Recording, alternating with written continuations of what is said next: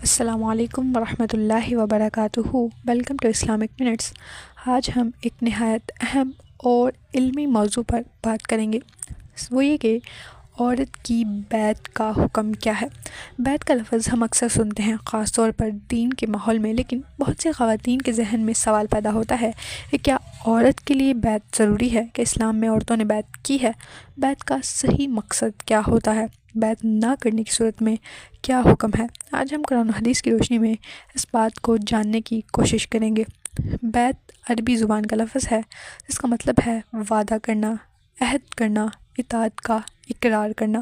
اسلام میں بیعت کا مقصد یہ ہوتا ہے کہ کوئی شخص اللہ کے دین پر قائم رہنے، نیکی اختیار کرنے اور برائی سے بچنے کا عہد کرے۔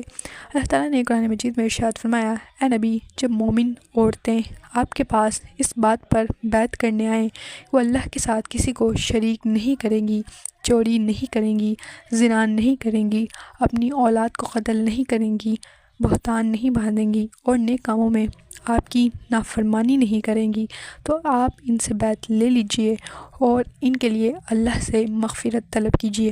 یہ آیت واضح طور پر بتاتی ہے کہ عورتوں نے بھی نبی کریم صلی اللہ علیہ وسلم کے ہاتھ پر بیعت کی ہے۔ حضرت عائشہ رضی اللہ عنہ فرماتی ہیں، رسول اللہ صلی اللہ علیہ وسلم عورتوں سے زبانی بیعت لیا کرتے تھے اور آپ نے کبھی کسی اجنبی عورت کو ہاتھ نہیں لگایا، نہ ان کا ہاتھ پکڑا ہے۔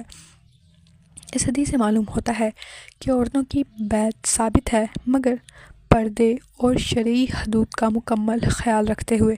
علماء کرام کے مطابق اسلام قبول کرتے وقت بیعت کرنا سنت طریقہ ہے۔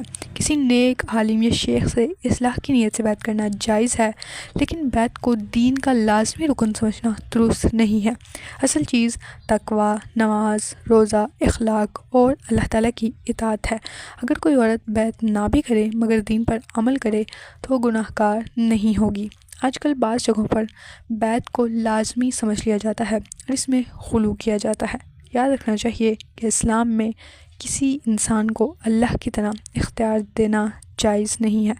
اندھی تقلید درست نہیں ہے۔ بیعت کے نام پر استحصال حرام ہے۔ بیعت صرف نیکی کے کاموں میں اطاعت کا وعدہ ہے۔